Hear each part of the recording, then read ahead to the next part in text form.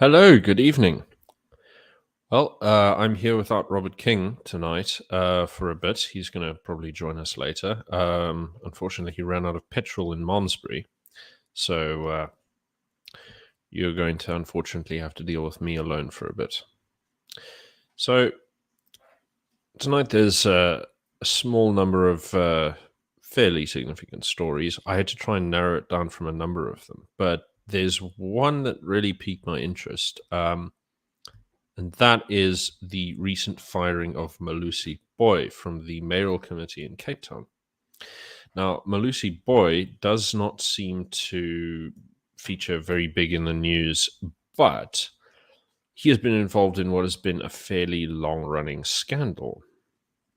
Now, for those of you who are unfamiliar with Cape Town's problem with illegal settlements, there is an ongoing project by a couple of organizations that are funded by the Open Society Foundation and the Ford Foundation, and that is Ndifuna Okwazi and Reclaim the City. Now, what they did back in 2017 was they mobilized a group of people who were looking for housing to illegally seize the buildings that were earmarked by the city for housing projects. So one of them is a sort of rundown former hospital, and I can't remember what the other one is. The two of these sort of decent-sized buildings were taken over. Now, this is common practice by ANC and various other places. When the city wants to turn a piece of property into affordable housing, what they have to do is announce it in the government gazette, open it for public consultation. And the second they do that, opportunists will generally have a land invasion or hijack the building. And this, what they then do is they use various legal arguments in South African law related to the right to housing and restrictions on the way that we can evict people, in order to prolong their stay until the point at which they get permanent resident rights. It's basic land theft. Now, the issue with this is we have an incredibly long waiting list for public housing in South Africa, and particularly in Cape Town. Cape Town has, in the past couple of decades, grown by more than 50%. And there's the bear in mind they are socialists, but they're very, very good. They're actually quite good in terms of journalism, even if they're quite biased. Their information collection is very good, and that's Ground Up. Now, Ground Up did an article a while ago, sort of middle of last year, about the backlog in the housing crisis. Now, they, of course, quote Ndifuna Okwazi and so on as if they're experts on the matter. But the statistics that they quote are fairly severe. So and they quote, if they can quote directly from the city's integrated human settlement sector plan, they show that 53 of all new dwellings each year in the next 20 years will be informal settlements. So what they mean by informal settlements is that people coming from elsewhere in the country rock up, steal a bit of land, and build shacks on it. So people who've been living here much longer have to wait for a fairly long time to get on housing lists, and when the stuff is commissioned, they can't build it because people have squatted on the land, and powerful international organizations are helping fund the land invasions. Now, in the midst of all of this, we've got we've got a reaction from the city of Cape Town. Now, they run a fairly tight ship. There were numbers quoted. If I can just find the article where I was looking at it, there was a response to allegations that they were not tackling the housing crisis, and Malusi Boy, who's now been fired, responded that in just 1 month prior to this article that he wrote in August of 2020, he said over 55,000 illegal structures were removed in the previous 30 days in 30 different parts of the Cape Town metro. They have in that time they had 105 separate land invasion attempts in Cape Town. So the scale of the problem. Of course, this was at pretty much the height of it, because lockdown saw a lot of this happening for some reason. And obviously, guys like JP Smith, who are in charge of safety and security, and then Malusi Boy is in charge of human settlements, catch a lot of flack from left wingers for refusing to endorse the right of people to steal whatever they want and get away with it. However, there is something mitigating in the critics' favor, and that is that up till now, the plan for the housing plan has actually not really been implemented to schedule. So a few years ago, they scheduled like this 1.3 billion rand housing plan, and it consisted of 11 different projects. And so far, only I think is it only 3 or is it only 1? Let me just double check. Only one of them was completed as of late last year. And what has now emerged is that those projects are actually quite crooked.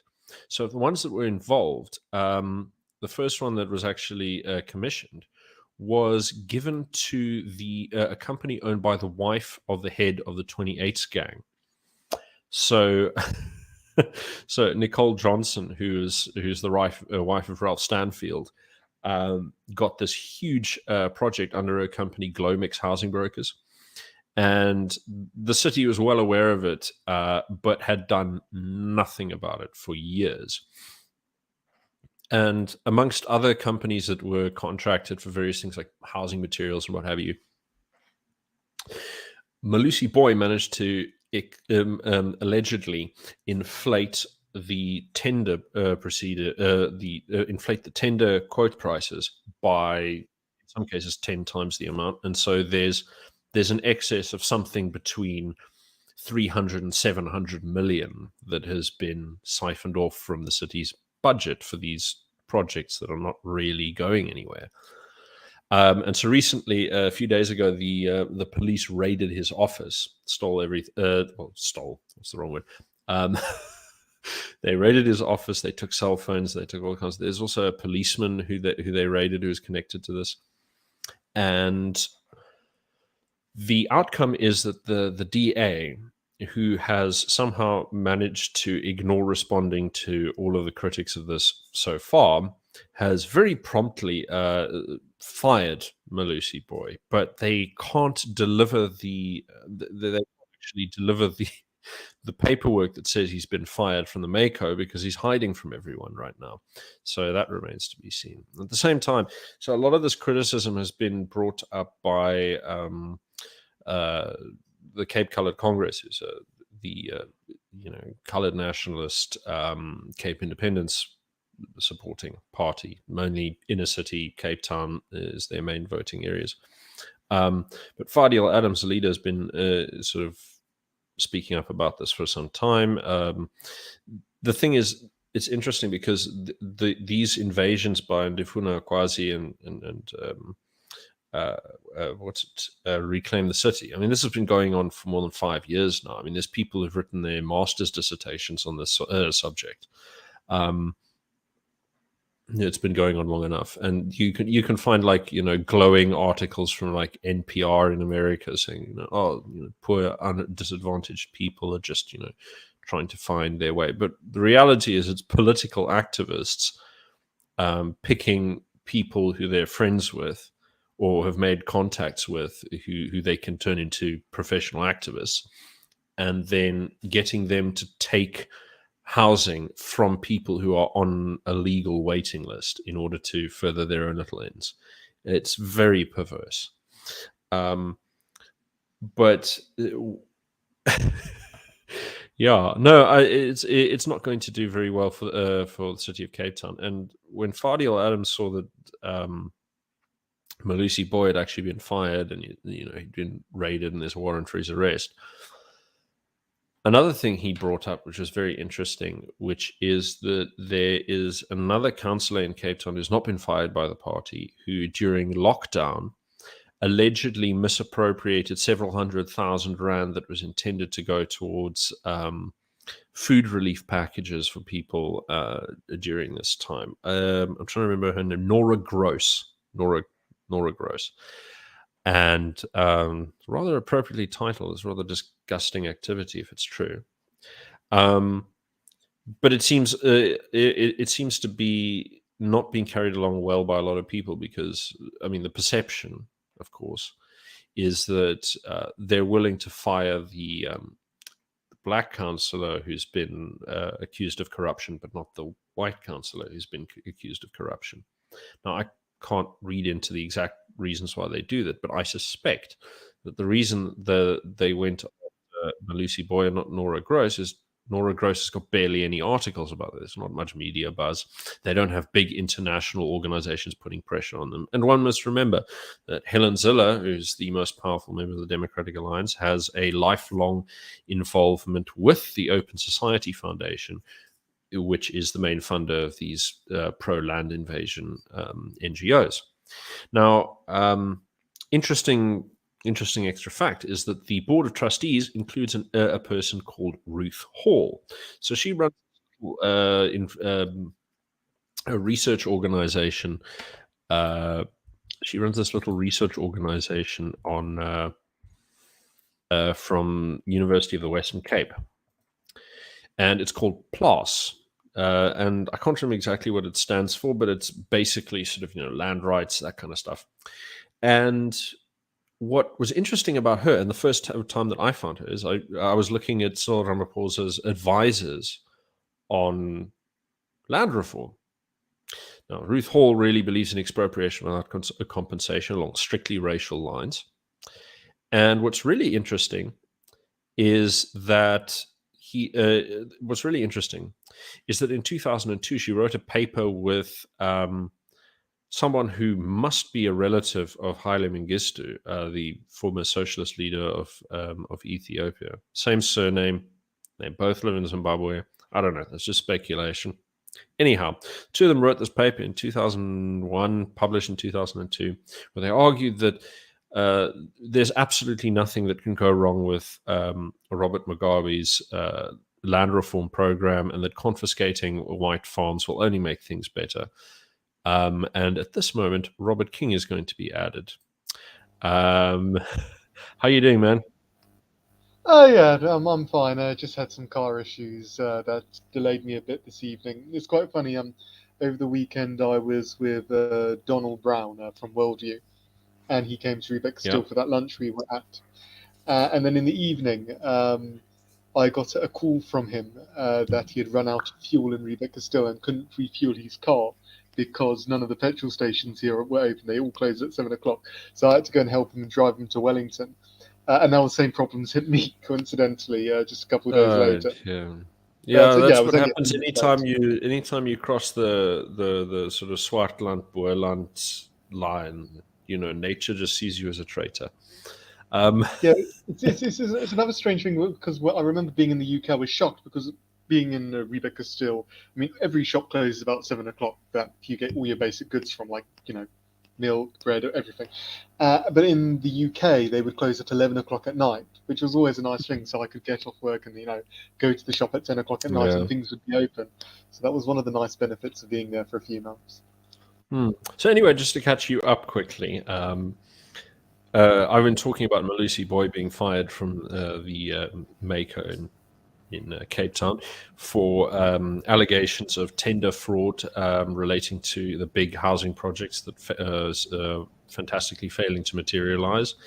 Ties to the 28s gang in some of the contracts, a lot of crazy stuff. And then some of the pressure has also been coming from some of the pressure has also been coming from a couple of socialist organizations, NGOs funded by Open Society Foundation, Ford Foundation, big international players. And where I got up to at this point is, Ruth Hall. Turns out Yep. that she's on the board of trustees for Ndifuna Kwazi. Okay. Surprise, surprise. And to finish the little tale, it's so this woman who's argued that in the past, right when Robert Mugabe was trying to was trying to kick all of the white farmers off their land so that he could hand it out to his cronies. She wrote this big paper saying it'll have, no impact on the economy. It'll only improve things. It's necessary for justice. All kinds of insane nonsense. Interesting thing is she still appears on news today and gets invited as an expert to tell us that really, Ramaphosa is doing the right thing by pushing forward expropriation without compensation, and it'll be good for everybody and help us heal together. And so she's also a big supporter of the UBI, I think, as well. She's pushing that a lot in the Daily Maverick. I think she said the reason why you need to move it is money is like poo. I think that was what her comment was. Oh, if you let it yes. Yeah, it stinks up, and If then you if you hoard get it to up, move around you'll the economy, explode. But if you spread it around, it nurtures growth. I mean, yeah, it's complete nonsense. The thing is, I don't know what to say. more taxation. That's all we need. Yeah, I don't think this lady understands any kind of basic economic principles. She's never really read history critically. She's not a very intelligent person, but she's smart enough to recognize what certain institutions want. She's smart enough to recognize what things get her seen as a sort of unquestioned friend of the black people. The white mother to the poor African child, that kind of thing. Capital letters, good white. I have some more. Look, some of these people I do have sympathy for. I mean, you look at the missionaries, some of the recent missionary families, like the Alcocks, went off to KZN, learned Zulu, went there with minimal resources, built an entire local economy by teaching people how to do basic irrigation and things like this. Poor bugger ended up getting shot in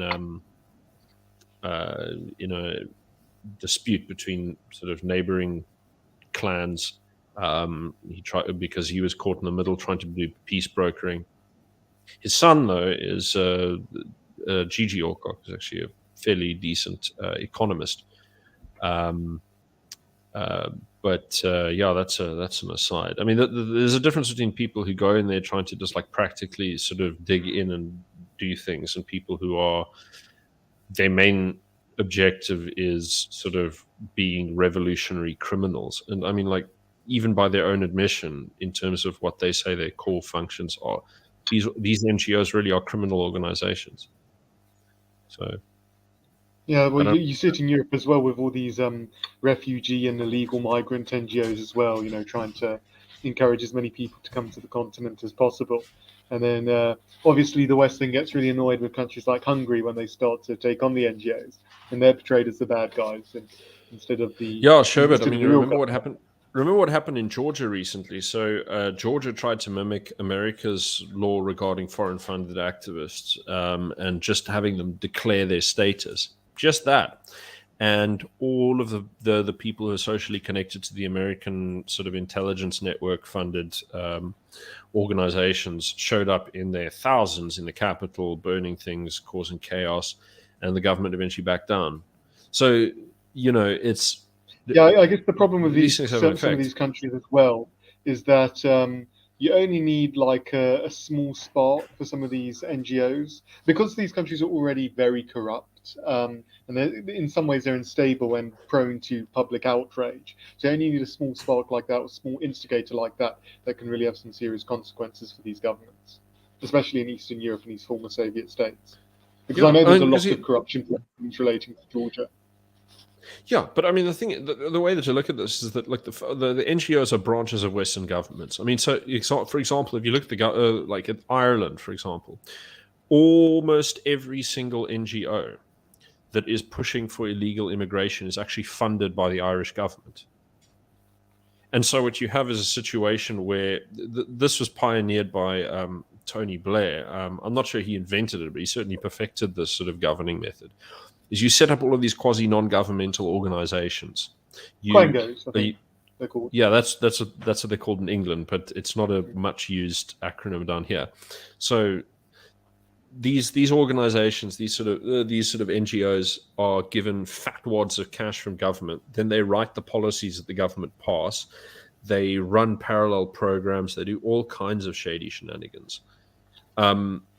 And what I find remarkable is that it's just there's no one who sort of really criticizes the system as a form of extra legal or extra constitutional exercise of state power.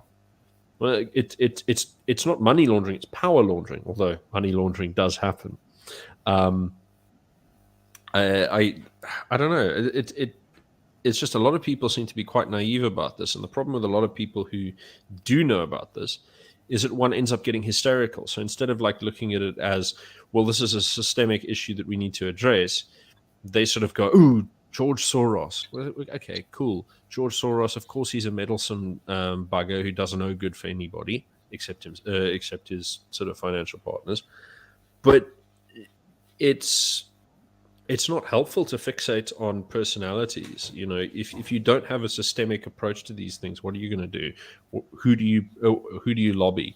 What kind of solutions do you come up with? And the reality is that the major solution is actually kind of what Georgia did. The problem is it's just difficult to do. You really have to have commitment on the part of your political elite. You have to have popular support for it. And yeah, I mean, usual issue with these kind of reforms is active political will. Does your executive have the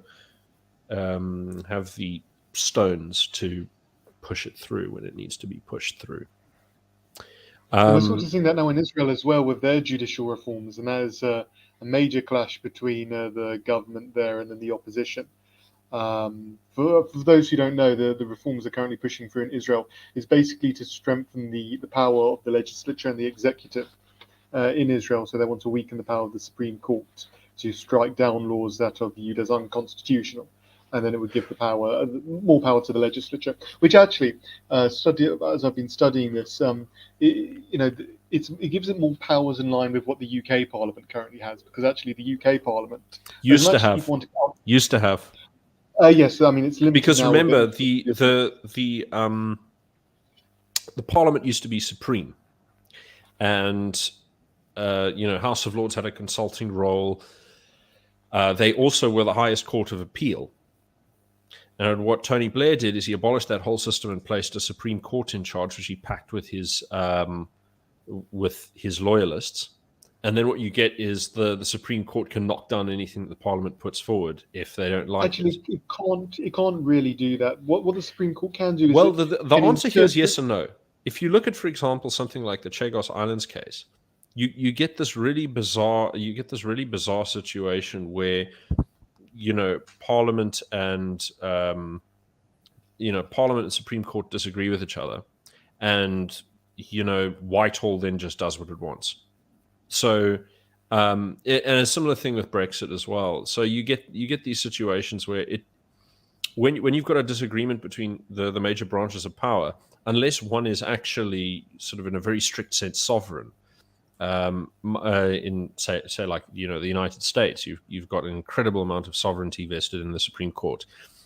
Unless there's they're sovereign and they can strike this down, and their powers are sort of restricted to what's actually achievable, then there's no conflict. Things run smoothly. The United States is actually relatively good in this way. They're pretty good. If you look at what happens in South Africa, you've got a lot of positive rights in the Constitution, and you've got a number of rulings, like for example the Electoral Reform Bill. We're heading into an election with no electoral law, so this is going to be fun. But we should bring on that fella. I can't remember his name, but I must find him. I would love to bring him on and do a nice little interview with him about what's the problem here, because there's a fellow on Twitter who's a fantastic expert in this. But basically, we've got a problem where the Constitutional Court will say Parliament must legislate on this. Parliament, what can they do to Parliament if Parliament doesn't do that? They can do nothing.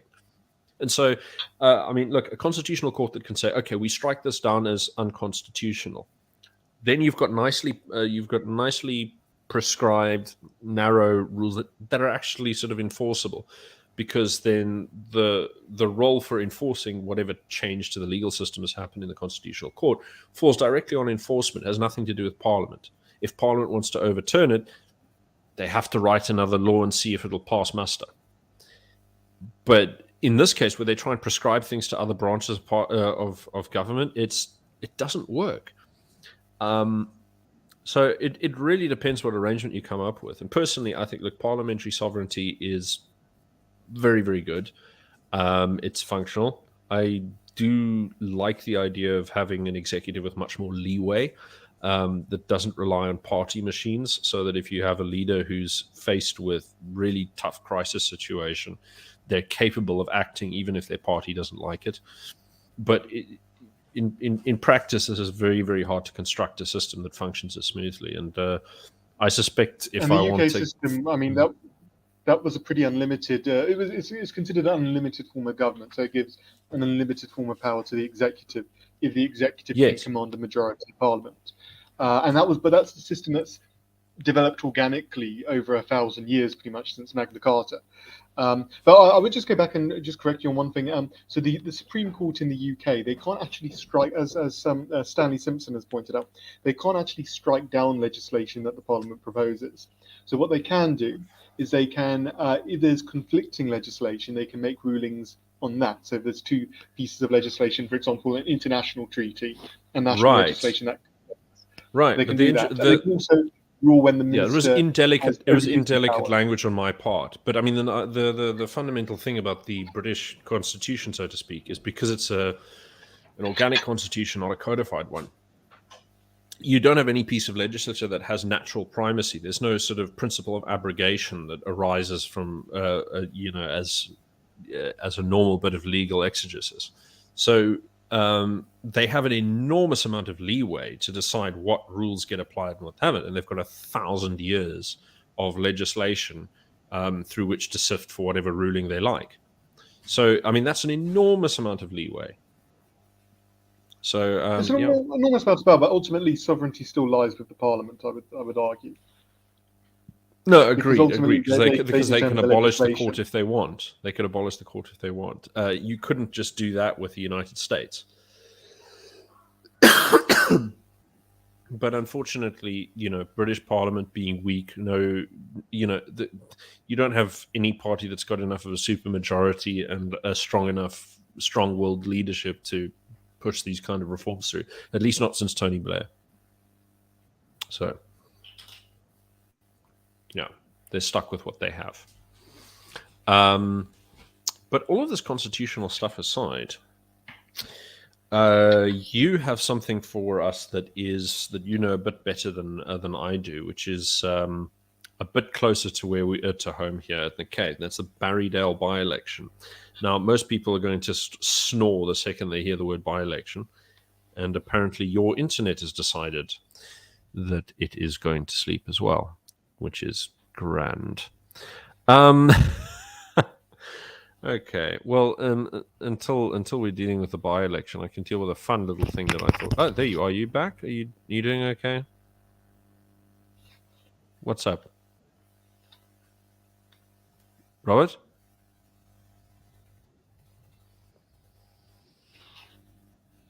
Okay, okie dokie. Well, while we're waiting for Robert to get back online,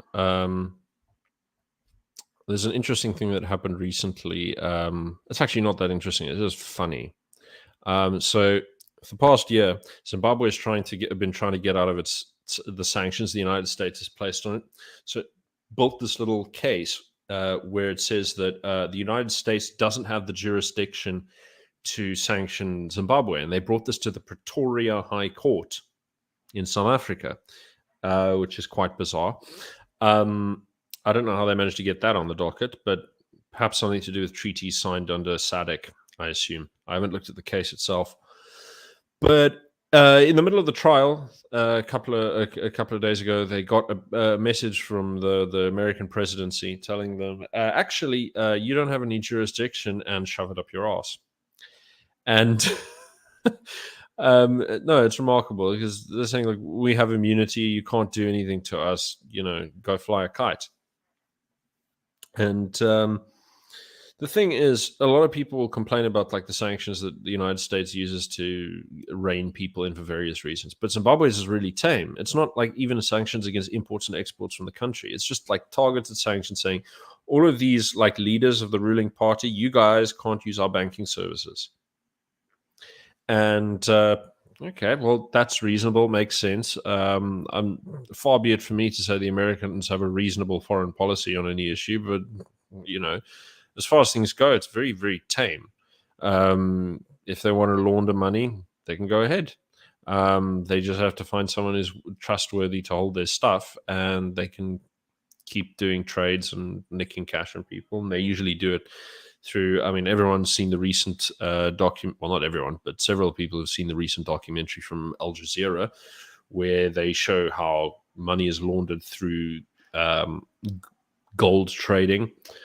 Yeah, so you have Zimbabweans. They just want to be Zimbabwean leaders just want to be able to, run their dirty money a little bit easier. Poor buggers. Shame. I feel such sadness. But they can't really blame their troubles on anyone else. They're guilty. They're guilty of everything. So, are we back, Robert? Yes, I don't know what was going on there. I think there might be some Wi-Fi issues in the house, but hopefully things are better now. Okie dokie. Okay, well, now that we've had a brief diversion talking about Zimbabwe's sort of funny little court failures, how about you fill us in on Barrydale and why that's significant? Sure, let's me get the information I've got up from there. But just an overview about Barrydale. There was a by-election that took place there. Barrydale was part of the Swellendam municipality. The DA had fired about 3 councillors in their coalition, or in their party. They had a slim majority of just 1 on the council. And they fired 3 of their councillors, 2 of which were proportional, 1 which was the ward councillor for Barrydale. So a by-election had to take place in Barrydale, and the ANC won the ward from the DA. It was about the DA beforehand. It was about 49% for the DA, 48% for the ANC. But in this recent by-election, the ANC went down to 37%, but still won the ward. Then the Patriotic Alliance got about 31, 32%, coming second place. And then the DA fell to third place and got 30% of the vote. So clearly a very damaging result for the DA in the Swellendam. And also this now means that the municipality is no longer a DA majority municipality, but is now a coalition between the DA and the Freedom Front. So here's an interesting little bit. So would you like to guess who's responsible for the by-election coming around? I'll give you 3 guesses. Oh, I don't know. Who is it? Helen Ziller. Yeah, there you go. I'll just read from the only piece of the only newspaper article that has been written on the by-election, which is ridiculous considering how big of a clap the DA got. It's actually quite big news. But here we go. Pokwas and 2 other DA proportional representative councillors, Bongani Sonkwenkwe and Ngobisa Mankotiwe, had their membership terminated after disobeying caucus instructions when the caucus decided to delay advertising a post within the municipality. Now, that's sort of political code for, we want you to hire this person. Please hire this person, not the other person, right? So they wanted to pick who was being appointed for a specific post in that municipality. And their councillor said, no, we don't like you meddling in this. We want to pick them ourselves. Now, whether or not they had the more sensible option or the party caucus had the more sensible option remains to be seen. However, the outcome of this is Helen Ziller, the party's federal council chair, attended the follow-up meeting to resolve the matter. As per the party's constitution, she had the casting vote to break the deadlock. She voted with the mayor, Francois Durand, and 2 other DA councillors. Pokwa and his colleagues went against the party in council and voted with the opposition, which resulted in their membership being terminated and the need for a by-election in Pokwa's seat. So, So yes, and then yeah, so it's clearly there's also other factors that have been in play in the by-election itself. but remember what happened in Pretoria. Remember, so China, I should say. I remember what happened in China is, okay, fair enough. The PA are a bit of a dirty party, and the way that they negotiate is, very dodgy, and they'll get any sort of marginal material gains they can for leverage.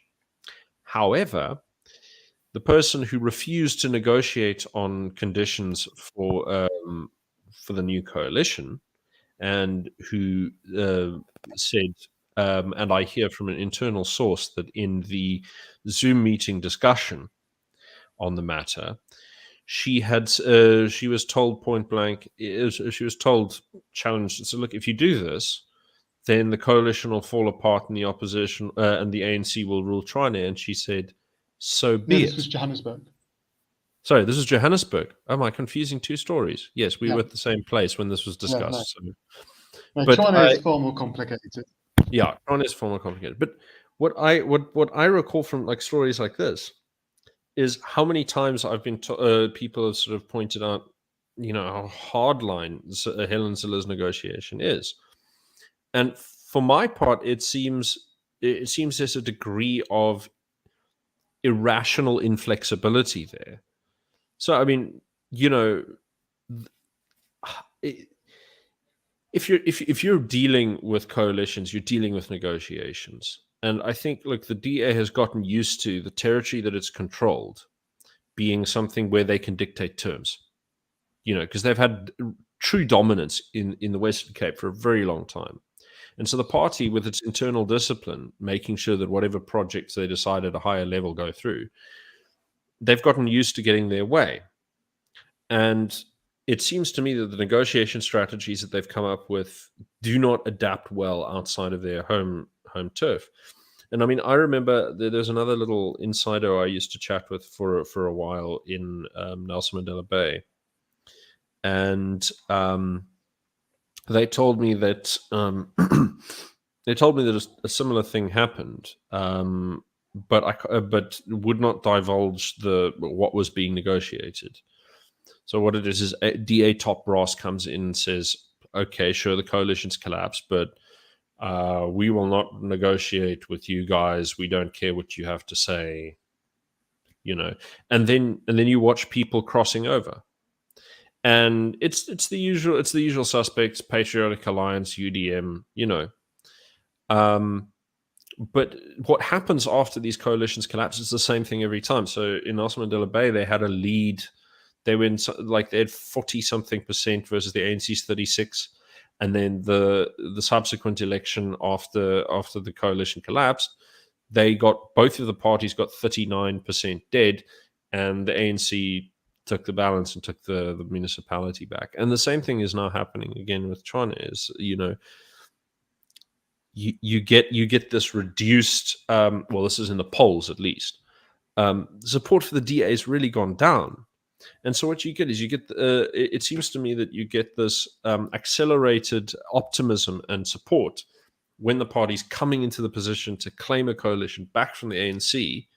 But then what happens when they're in charge? You have similar irregularities of spending, not as bad as the ANC, sure, but it was. Oh wow, Clay Wilson is sorry, in the chat. Someone mentioned something interesting. So he said he wants another book recommendation, and he said he read Bulala by Kuan Elgin. Now, I actually kind of know Kuan Elgin, and I have the sequel to that book on my bookshelf, which I haven't read yet, which I got from him in person. But the copy of Bulala that I have is one that I found in the local bookshop here in Wellington, and it had a dedication to Helen Zille in the front page. And at the time, me and Helen Zille were still talking before I royally pissed her off by disagreeing with her plans to go into coalition with the ANC. And I took a screenshot of the book and the recommendation and the dedication. She said, "Oh, I'm mortified," and Because apparently, according to her, her husband got rid of a lot of books without consulting her. You know, so I've got a present to Helen Ziller sitting on my bookshelf for some reason. Yeah. From Kewen, he's a Freedom Front Plus councillor now. Yes, he is, and he's a very interesting, widely read chap, ex-military, very very sort of Second Amendment kind of vibe going on. Nice Great guy. guy to campaign with. Yes, no, he's a lot of fun. He's just like this undying optimism. He's relaxed in every situation. No, it's fine. We'll sort it out. Very, very can-do attitude. But where were we before we went off on? We were talking about Barrydale. So yes, I got from one of the councillors in Barrydale. I got some information on what really caused in that particular ward the massive shift to the Patriotic Alliance. And there were local factors in play, and then there's also more national factors in play. So coloured nationalism did play a big role in that campaign. Obviously, we're seeing a lot of wards in the rural Western Cape swing to the PA on that basis, which, as we know, is a bit ironic considering the Patriotic Alliance is quite anti-Cape independence. They are, by going into coalition with the ANC and EFF, you are effectively selling out the interests of the coloured population in the Western Cape. So that hasn't seemed to really trickle into the general dialogue in some of these areas. But at the same time, there's also a lot of local issues at play, and it seemed like there was a lot of mismanagement going on in that particular ward in the municipality, especially when it came to the water infrastructure. Once more, water infrastructure. My goodness, I mean, it's the same story. It's the same story in my municipality, where some time ago I looked at the ratings for water quality, and I got this big map, and there's like 5 different colors for all the different levels, and like the Western Cape's got like mostly like this lovely, sort of like blue color. Ooh, you're doing pristine, and then there's like a brown spot up there, and then down here where I am in Drakenstein, red, saying you're in trouble. And I mean, from speaking to locals the past couple of years since I moved back here, again, it's a story that's always involved with property development. I don't know what it is with the DA and property developers, but over here it's a thing of like you get these big gated communities that get built up. We spoke about it last time on the show. We did, yeah. Gated communities get built up. They get priority spending on new infrastructure. Municipality goes into debt. They don't have money to deal with repairs on existing infrastructure. Yeah, there's a lot of those gated communities that if you're driving between Paul and Stellenbosch, Simondium, driving along that road, you can just see on either side of that road there's just gated communities popping up all over the place there, like a Velda. It's for all the Joburgers coming down, because I mean, look, you look at those figures that I read for the informal settlements growing. It's something like 50% of all new housing is land grabs by people coming in from the rest of the country. But you got to ask yourself, so what is the other 50%? The other 50% is, the majority of it is, minorities moving down from Gauteng and Durban and the Eastern Cape. So, it's an interesting statistic if you consider it, that I think if you look at the census, we might actually be maintaining sort of the balance of ethnicity going forward, just by considering the amount of semigration. Well, I mean, it's the white population, I think, has stabilised and actually grown slightly, but obviously this just all comes at the expense of the coloured population, which continues to decline. Because there isn't as much coloured semigration coming from Gauteng as there is white semigration. But yeah, I mean, look, you see it across the Cape. This issue of new developments popping up from people coming from Gauteng. I think it was an issue in the Cape Agulhas by-election. The water drainage issues were a big issue there. I've heard that in Knysna, for example, they're very concerned there because it's simply not sustainable, the level of growth they're seeing in new developments emerging. They don't know how they're going to be supplying water to these areas. And then in Barrydale, the water system seemed to collapse a couple of weeks before the by-election, which obviously is going to be damaging for the DA. So that played a major role in their major loss in the by-election, and they were actually helped in that by-election because the Freedom Front wasn't even standing. I think if the Freedom Front stood a candidate there, they would have probably gone below 20% in that ward. I think they would have. The Freedom Front has really been making gains in the Overberg, and they would have. Really put even more pressure on the DA. And then the other issue that also played a big factor in this by-election was that previously the candidate or the councillor was a coloured fellow, and now the DA put a white candidate in the position, which created some concern and concern among the coloured community in this ward, and the PA was able to successfully capitalise on that frustration. Yeah, it's difficult. I mean, look, ethnicity is always going to be an issue, and if you're willing to press on that issue, you're going to get quite a considerable amount of results. The thing is that it only works in one direction, because I mean,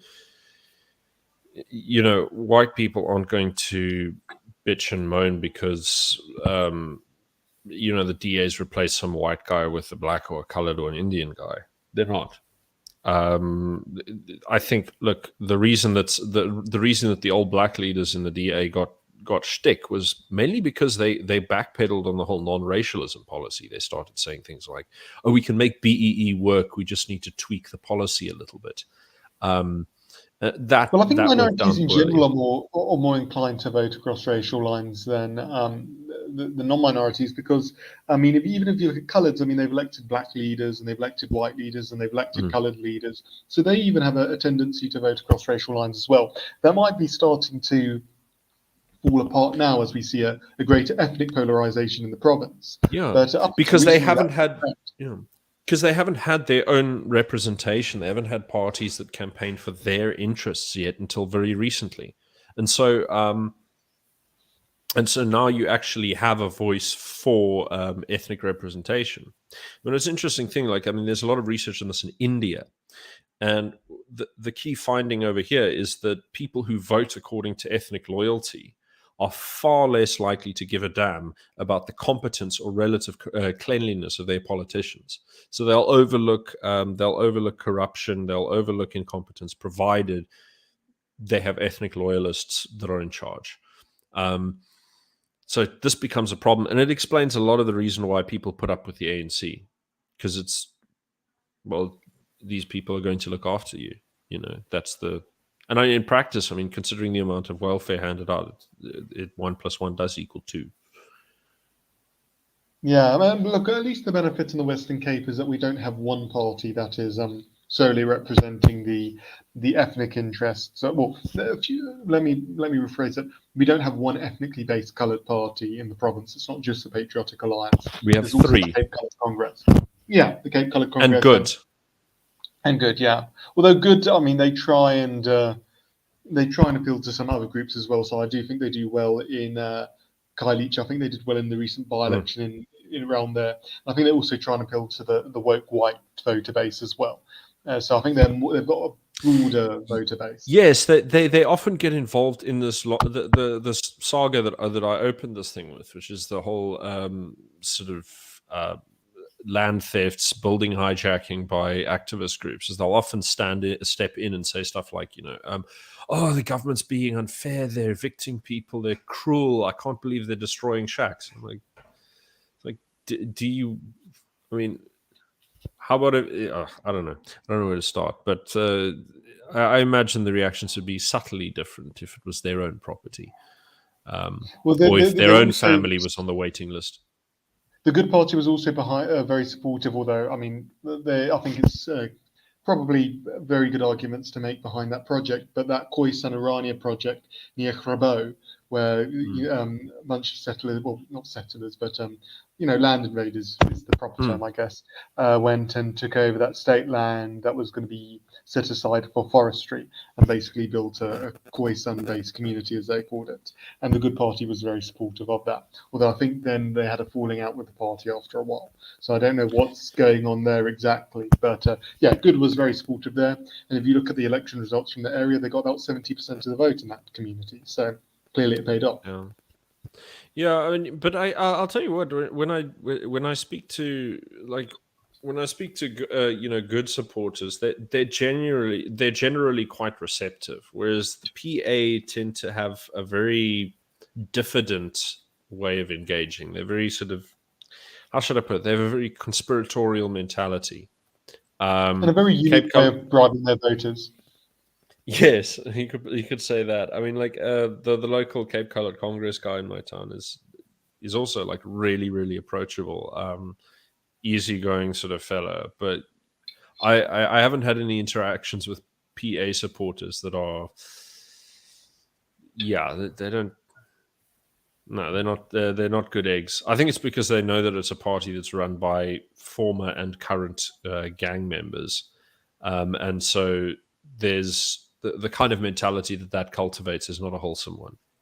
Well, it was incredibly bizarre in Agulhas when you just see the Patriotic Alliance gazebo and you just see all these fancy cars rock up in front of the gazebo, and some of them without number plates, some of them with personalised number plates, and it just gives you an idea of the people behind the party, really. Ah, yes, vanity. Um, yeah, no, sure, but let's try a little bit of good news. I think one of the things that we've been seeing a little bit of the progress on Alan Windy's. So I think he's promised 750 megawatts by in the next 2 years. He says that's locked in. I don't know where he's locked that in. I haven't been able to find evidence of the contracts yet, so I'm assuming that's still in a negotiation phase. The stuff that has materialized, that where you've got like places that it's being built, and proper dedications. The only place that so far sort of publicized anything is Stellenbosch, and they've got an extremely sort of modest 700 kilowatts that they've committed so far. So remains to be seen what there is, but there's some weird stuff that I've seen coming up. So okay, so they've gotten fairly creative. So they're engaging in a feedback scheme where if residents buy meters, sort of at these special two-way meters that the city is going to partially subsidize, that will cost the consumers 13,000 rand to install, on top of like the 80K that it's going to cost to install the solar panel system in the first place. And then they can sell it back to the grid at like 1 rand 20 a kilowatt hour. The link that they've got for setting up the system is Remgro, so it's Johan Rupert's project. And what he intends to do with this, I listened to an interview that he did on Cape Talk. Not him, the CEO, whose name I forget. And basically what the guy outlined was that there would be a trading market for electricity that would be on a national scale, and they'd have some kind of online platform that allows you to trade electrical units. And it strikes me that this will really, really exacerbate problems with supply and demand, and could lead to very wild fluctuations in electrical prices. If it goes ahead, it just seems to me to be a very eccentric sort of program, and I would be much more comfortable with the stability. Even if the prices are slightly irrational, I'd be more comfortable with it being set by local authorities, because as much as the government control aspect of it might sound a little irksome, the prospect of your electrical supply going up and down with people being able to financially speculate on it just seems to me nuts.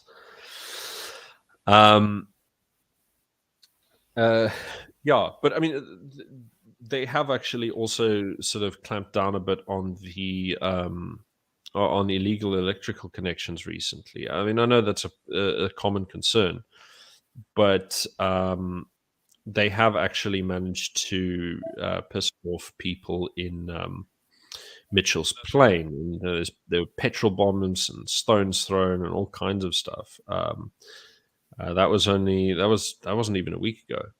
So it seems to me that there are some motions that are being led towards, but can't help but feel that these targets that Alan Winde is selling to us feel a little bit short. They seem to lack ambition.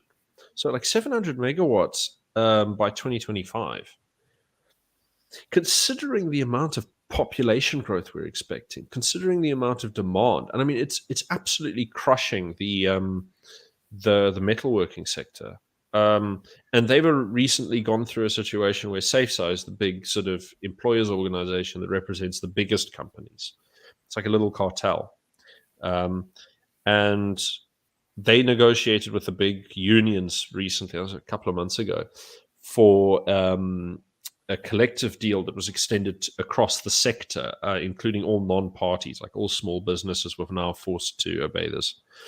And it was a pay rise. I can't remember exactly how much it was, but pretty much everyone who's in the small and medium-sized enterprise basically said, we can't afford this. And I mean, I was hearing from my contacts in that sector some wild ideas being floated around, like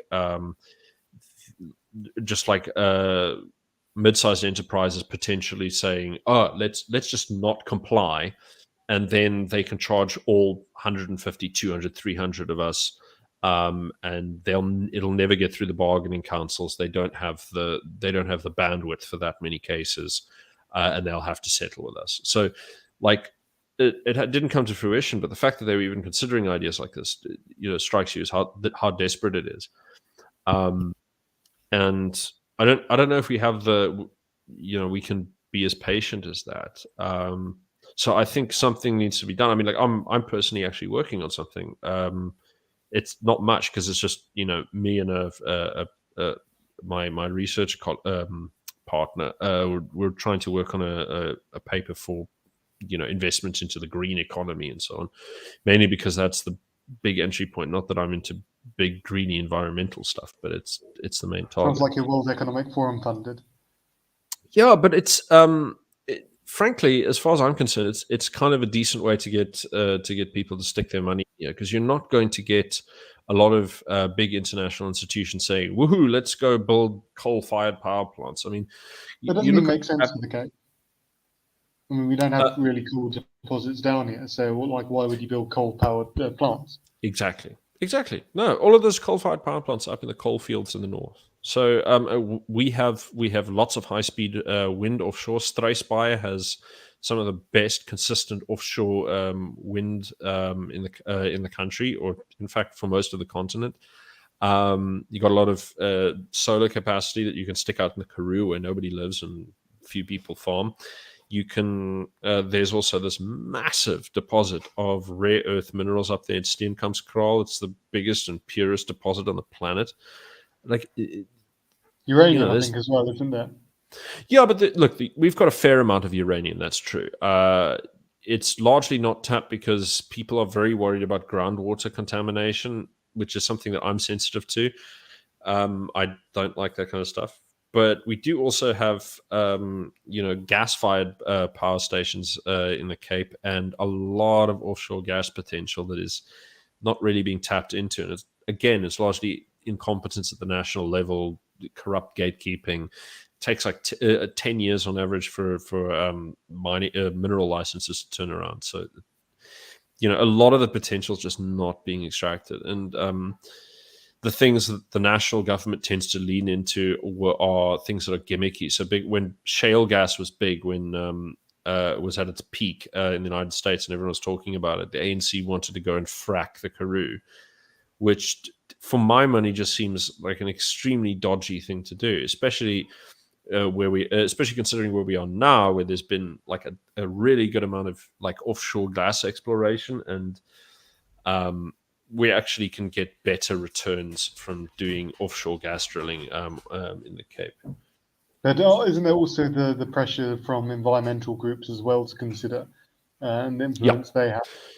Look, I mean, some of them are sensible. So a lot of the stuff in the Karoo, for example, is local communities who are worried about groundwater contamination. And I am behind those guys because I think that that's something that has to be taken extremely seriously. I am much less sympathetic of the whole sort of carbon footprint nonsense. And one of the biggest barriers to electrical generation in South Africa has been a single organization that's called Earthlife Africa. They blocked a nuclear power plant that would deliver between 9 and 13 gigawatts and was going to be built by the Russians, not by our local mukhus. Now, okay, everyone goes, okay, yes, this is Jacob Zuma. It's like very corrupt. Lots of money would go missing. I mean, the money got stolen anyway. And what are we left with? We don't have that. That would have been a third of, that would have been at least a third of the electrical power generation shortfall completely covered. We wouldn't be sitting here having constant load shedding if we just built that one power plant. They also managed to cancel another coal-fired power plant, gas generation power plant, coal mine. They're ruthless, and the thing is that they are. Look, they're taking advantage of our incompetence because the environmental impact assessments that we're doing here are rubbish, and so it's an easy target. If you don't do your paperwork correctly, get whipped in law, and we're signatories to the COP agreements, so we have to keep our emissions down. Not that there isn't emission converting technology. I mean, my dad back in the 90s worked for an organization that did emissions control on major factories and power plants. The technology is there. They're just not bloody using it. But, it does leave... This group is funded by the Heinrich Böll Stiftung, which is the think tank attached to the German Green Party. And the German Green Party is part of the governing coalition in Germany and is the party that receives the most foreign funding, which means United States, shady agencies, usual deal. So there's a lot of that carbon sequestration, sort of a lot of that carbon, footprint nonsense. And I saw an article once in one of these outlets which said the German Green Party doesn't just have the ambition of governing Germany, it has the ambition of governing the world, because some of their policy proposals required engaging in other countries and getting involved there. So it seems like they're quite, as we can see in South Africa, quite interventionist in their approach. Yeah, but I mean, look what the consequences have been. It's been that we're consuming less coal and we're consuming less uranium. Although most of that coal now is going to Germany. I mean, prior to that, the biggest export destinations were like China and India, right? Well, I think India was actually first. I was quite shocked. India and Pakistan had a much bigger share of our exports than I thought they did. But the fact is that after the invasion of Ukraine, Germany is now taking a lot of our sort of high quality, anthracite. And using it to burn coal to patch up their fading electrical grid. And do you just think, like, what exactly are you achieving here? If you really believe in this green stuff, what exactly are you achieving? You're just rearranging chairs. You're just rearranging the chairs in the room. I mean, there's also those additional carbon emissions that come from transporting it halfway across the world, bringing it to Germany as well. So it's even more. It's even more emissions. No, it's balmy. It really is. It's completely balmy. I don't know what to say, but I mean, one of the things. What's really sad though is, look, I have a lot of criticisms of Alan Winde. So Alan Winde is like absolutely uncritical about all of the sort of major power narratives in the West. Unabashedly pro-Ukraine, very, very green. He thinks investment from sort of American big tech is somehow a boon. He's, I think one of the but he, on the whole, he's actually a really competent guy, and he strikes me as someone who's actually honest and has a bit of integrity, despite his what I think are quite misguided positions on most things. His rabid attachment to the COVID policy, where he's still trying to get children to get vaccinated. Oh my God, sets my teeth on edge. But the one issue that sort of comes up is that we're now looking at a major leadership challenge within the DA, We're seeing increasing comments that Windy is being sidelined within the party. We've heard it from him that he's also considering resigning if they don't manage to maintain a majority in the province next year, which they're likely not to. And the thing about him is that, Windy has actually put enough effort into securing like he got specialized trade deals, regional trade deals with our province, with the United States, which, well, no one else has managed to do. And he helped set up Westgrow, which has been driving a lot of investment into the province, albeit not investment that I always actually like, but he's been pushing things, and it'll be sad to see him go in a way, despite Well, despite maybe certain things. repurpose him in the cabinet somewhere. Maybe not as the leader, because at the end of the day, he doesn't have the balls really to push for things like secession or anything like that. I mean, his argument against secession is, well, if people vote for independence, he doesn't know what he's going to do after that. How is he going to deliver on it? So it doesn't seem like he's prepared to take those bold Yeah. actions. But look, maybe there's a good No, he's position not for an him in the cabinet. imaginative guy. He's not an imaginative guy, but he does strike me as a very competent manager. You understand? So that aspect of him, I think it would be sad to see that go. But for me, I mean, it's interesting to see what's happening now with. It's interesting to see what's happening now with the rest of the leadership challenge, because Helen Zilla's back in the mix, looking to run the party from the inside again, and run it again. I mean, she's running it at the moment. I know it's. I mean, like, does she really need the additional sort of foothold? I mean, she's already yanking all of the strings. She's where all of the funding comes from. Her personal relationship with the Oppenheimer family is where they get the majority of their funding.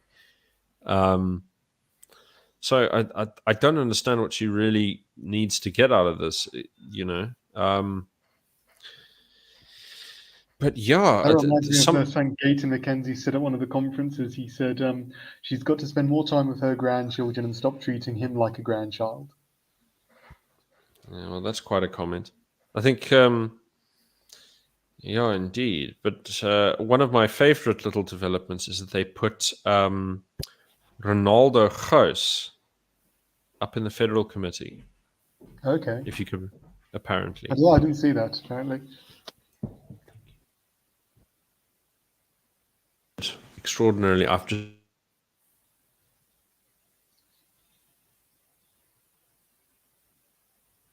So I think you've muted.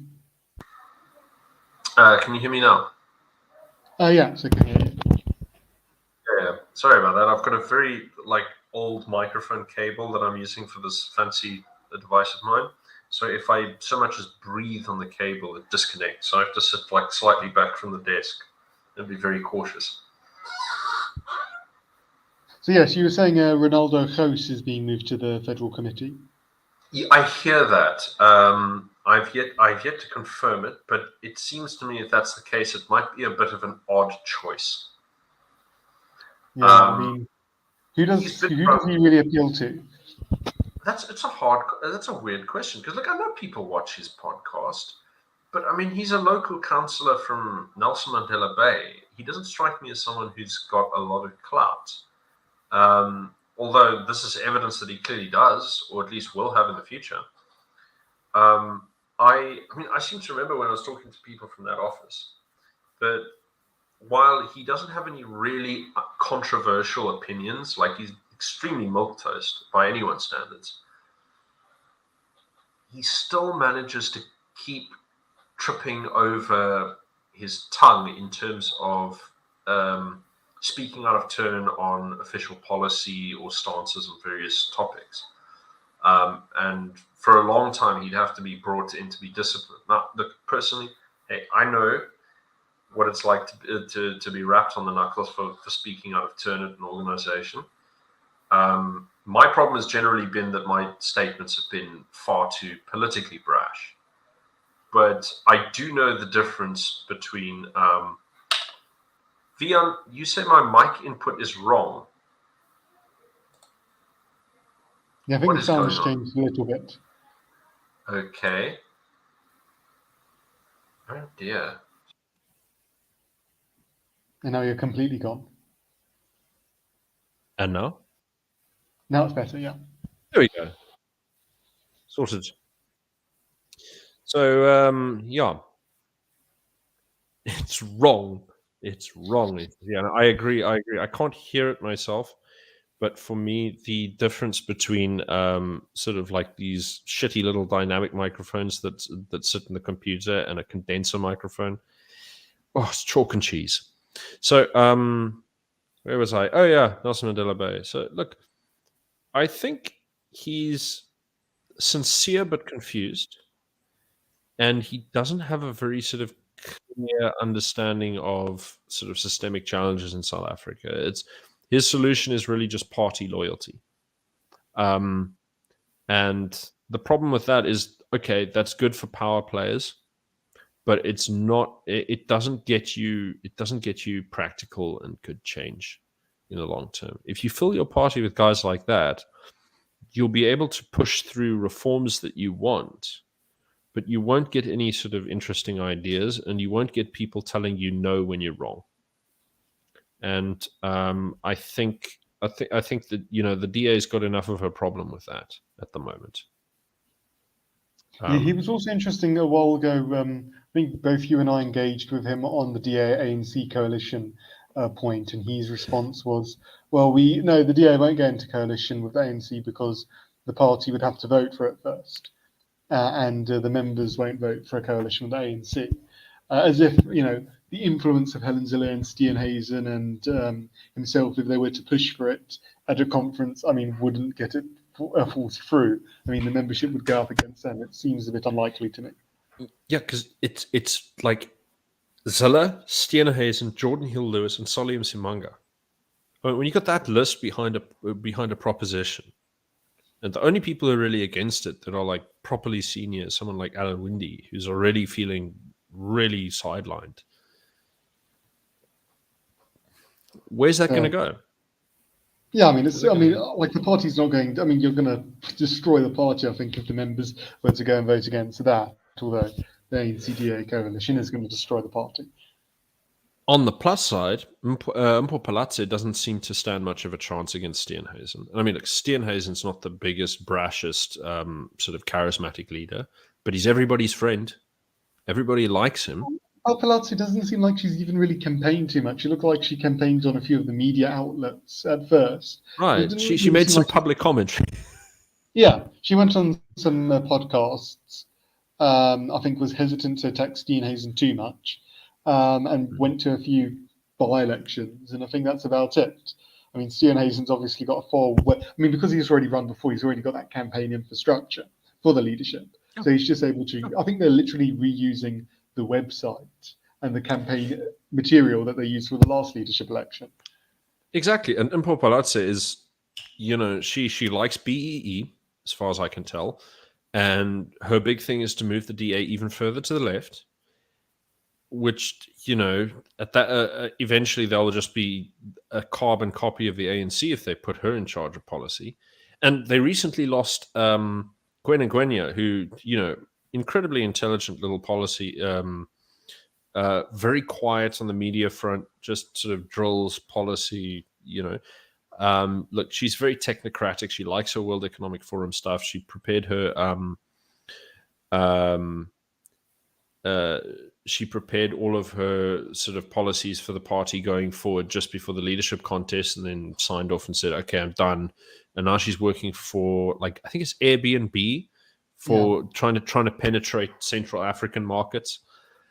Well, I mean, maybe that tells you where the DA really thinks things are going in 2024. I mean, if you're already jumping ship before the election, because, I mean, if you expected that you would play a role in government after 2024, when it comes, I mean, especially if you're developing policy for the party, I mean, surely you'd want to at least stay in that position for maybe another year before the election. Because then you could have a serious impact on policy development in South Africa. I think the fact they're leaving now suggests maybe they know what their odds are. Yeah, but I mean, look, me, I get a slightly different position. I don't like everyone's going to say, oh, this is indicative of this or that, the other. I don't think so. I think it's indicative of something that's actually personal to herself. and it's a big thing with you get a lot of these sort of, how should I put this? There's a certain sort of kind of black liberal that you find in the DA. I mean, they're not the only kind of black liberal that you find in the DA, but they are a certain type. Like Londiwe Mazibuko is another good example. And a lot of the people who end up in sort of the Ravonia circle, ex-businessman types like Songeso Zibi and so on, the criticism they have of the DA, and Mbali and Tuli, I think, falls into this category, is they didn't enter the party for sort of any kind of political ambition in the sense of, oh, they have an idea that they think will really fix things. They like the public accolades, they like the career advancement, and when you hear them talking about, like, Lindiwe Mazibuko is a great example. She wrote a whole bunch of articles when they were trying to launch this competitor party that doesn't seem to have materialized. Is it Rise Mzansi or something like that? Yeah, something like that. I think they're folding in behind. Yeah, I don't follow them anymore because it's just too marginal to give a damn about. But it's Maybe all of get this. one seat. Yeah. So I wrote one article looking at all of the things they've been talking about, and then I just forgot about them. And if you want to look on my blog, it's called the WEF Party. Basically, the idea is you get a lot of these people, and their complaint is it's never anything to do with policy. It's always they're not letting us into the leadership positions. And what that tells me is it's just like this really shallow careerism that's actually motivating everything. Even when they're trying to sell their political party, all they can come up with is, well, I should be in charge. For why? Well, because I need the opportunity to do what? Well, to get ahead. It's just so shallow, and I think like Impor Palazzo clearly falls into that category for my money. Although she's not as young or as clear thinking as the others, so it doesn't strike me that it's going to amount to much. And I think what you're going to see after this challenge is status quo affirmed. Sort of old leaders get more calcified in their position. And yeah, it's going to make it much more difficult. I think with Helen Zille, if she wins the I think is it federal party chairman? I keep forgetting what these Federal chairperson, yeah.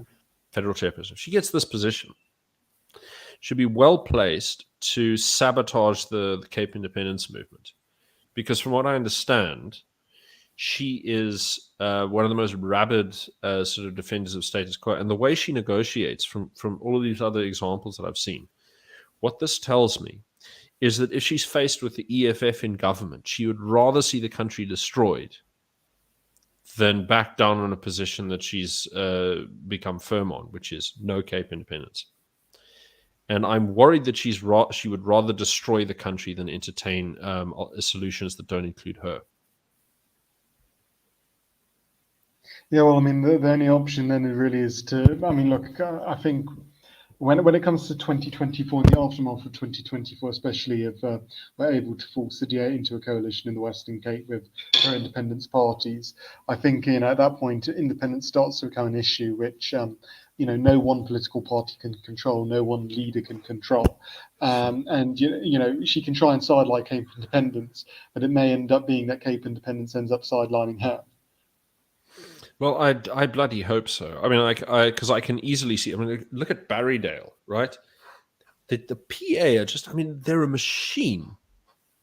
I don't know where they're getting the money from. But if some of those PA votes start moving over to the Cape Colour Congress, because remember, the Cape Colour Congress, they did their campaign in Cape Town on 70,000 rand. I think that was what I heard was their budget. Now you can't run a rural budget on that level because it's just the transport costs are so big. So if the Cape Colour Congress actually has a larger war chest, even if it's just slightly larger in 2024, who knows how well they could do in the rural Western Cape? They might really start picking up a significant chunk of votes in some of these areas, and hopefully that will lead to the PA. Well, if push comes to shove, I would certainly help them campaign in town. Between them and the Vryheidsfront Plus, I think, one of the things that I think surely needs to happen is that the independence parties needs to start sharing resources and helping each other out. And I would make a big decision of having everyone campaign together, and just saying, well, I don't care which one of us you vote for, just as long as it's one of us. Well, I think that then that might be a position that the CIG can, or KPU Front or one of these other groups can maybe take up. Because one idea I've been thinking about maybe is, obviously you'll have the parties with their own posters, for example, but then you have just broader pro-independence posters in the election, which have the logo of the Cape Coloured Congress, Cape Independence Party, Freedom Front Plus at the bottom as well. Yeah. So you've got the party logos, and then you've got the ideology logo, if I can put it that way. No, agreed. So I think it's just such a sad thing that Cape Exit have decided to be morons. yeah, it is unfortunate, but you just have to, take things as they come. And look, other opportunities are emerging all the time. Yeah. I mean, what struck me is that, despite them using none of the extraordinary powers in front of them, the movements just kept gaining momentum nonetheless. In terms of institutional influence, in terms of media presence, in terms of just sort of how deep it is in the public consciousness nowadays. And to Even a great without degree, the that can be accredited to Phil Craig and the CIG. I mean, that's yeah. the main reason behind that.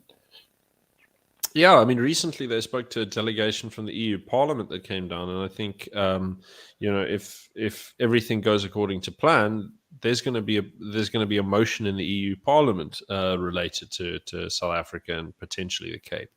So, Well, that's what we if need. We need. I mean, look, we need. I mean, as you've said before, South Africa is the future of the West if current trends continue, and it will be very useful for the West to pay closer attention to South Africa when it comes to their internal political discussions, because obviously Cape independence might end up being one of these ideological battles, between Israel, like for example Israel and Palestine, South Africa and the Cape. You might see that starting to form a part of the political discussion taking place in Europe and America. well, then you better hope the Republicans win.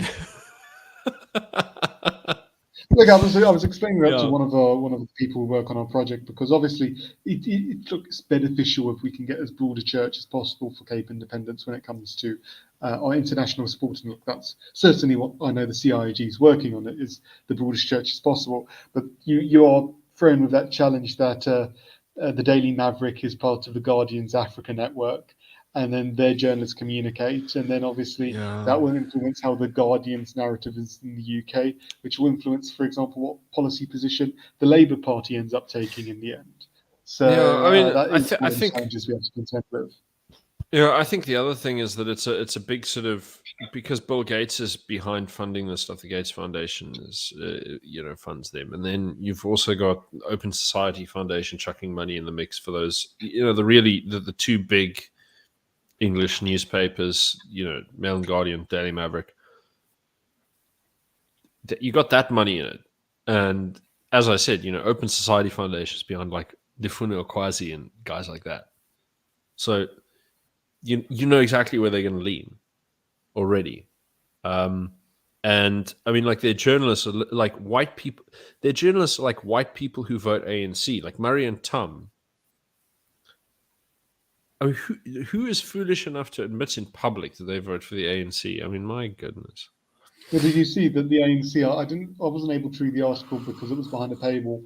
But the ANC is part of their strategy to win the 2024 elections now is to re-win the white vote, or at least the share of the white vote they used to have. I think they're aiming for 20% of the white vote in 2024. That's part of their Holy strategy now. moly, I mean, but that would be impressive if they did that. Look, I mean, It would the be thing impressive is, the if they white. did that, but they're not going to be able to do it. It's like one of those. I mean, I think this is part of their strategy, not just to retain their majority, but to increase it to a two-thirds majority again. Okay, no, that's ridiculously ambitious. But here's the thing: white South Africans have a very high voter turnout, very high. Other groups have very low voter turnout, and I think that it was a bit of data that I looked at that I unfortunately can't share. Not because it's gonna. I don't think it would hurt anyone if I did, but I told the owner of the data in question that I wouldn't share it. But it's like a nice big data set on like the last elections and voter turnout and stuff. And white people as a portion of the Western Cape's voter turnout was like, I think we're just like a quarter or a third of the voters in this province. Makes sense. If you look It's at the turnout figures, for example, if you go over the map of Cape Town of the results, if you look in the local government elections, for example, in a lot of these wards, majority white wards, the white voter turnout was between about 60, 70%. Then if you go to Kailicha, for example, it's down in the 30s. So white voter turnout in the last local government elections was at least twice that of black voters. yeah. So I mean, we punch way above our weight in the political in elections, and I think it makes sense for the ANC to try and target white voters, especially considering as our generation sort of is beginning to vote more and sort of entering into that peak sort of voting age of between start the accelerating stage between 30 and 40. You're Well, gonna look, it you're makes gonna get sense. a lot of Look, gains.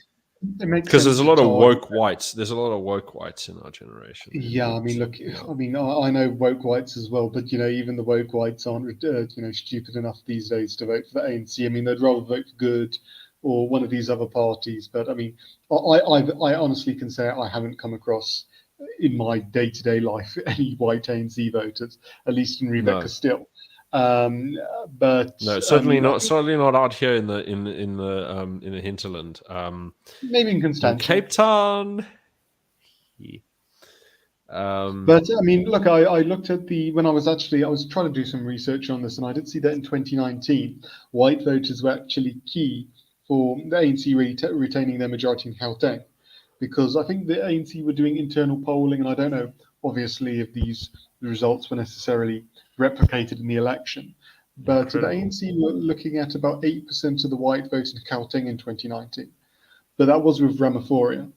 So without Ramaphosa Yeah. playing a big role, you're probably looking at about 2 or 3%. And there was also polling, I think, done by the Social Research Foundation or the Institute for Race Relations, which found that the ANC was now the least. Oh yeah, I just saw it now. The ANC was the least diverse party in South Africa now, even less diverse than the EFF, with 99% of their voters being black.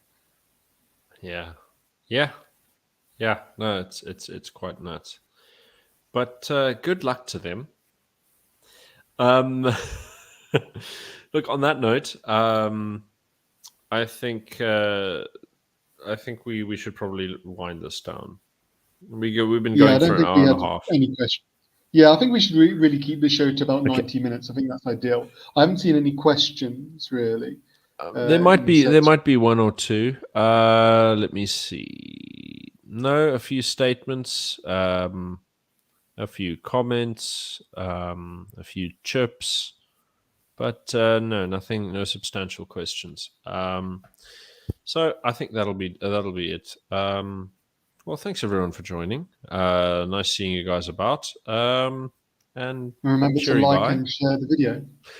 Remember to like and share the video. Like and subscribe. Smash that like button. Yeah. Yeah. Yeah. It's been jolly. Oh I'll no, see we you got a fellas. question quickly. We just got one Oh question. yeah. I should answer this. I'll just check if we've got it in stock, but you can get the hat on the CIG's website, Yes. capeindependence.org. So yeah. Google the Cape Independence Advocacy Group, or yeah, as you said, capeindependence.org, and yep, that should do just tickety boo. All right, nighty night. Goodbye, everyone.